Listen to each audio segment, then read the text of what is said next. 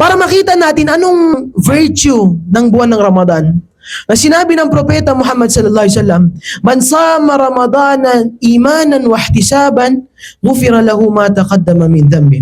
Kung sino nag-aayuno sa buwan ng Ramadan, meron siyang iman, merong pananampalataya, wa ihtisaban, hinahangad niya yung gantimpala mula sa Allah subhanahu wa ta'ala. Anong makukuha niya?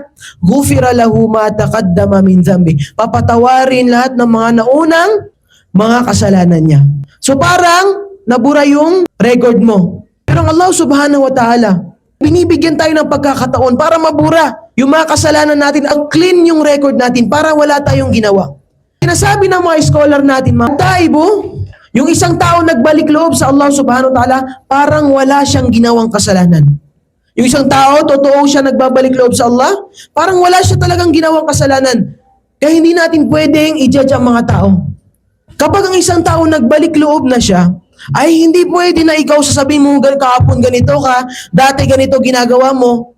Kung binatawad na Allah subhanahu wa ta'ala yung mga kasalanan nila, sino ba tayo para ipaalala sa kanila na ito ginagawa mo, kahapon ganito ka, last week ganito, ganyan ka.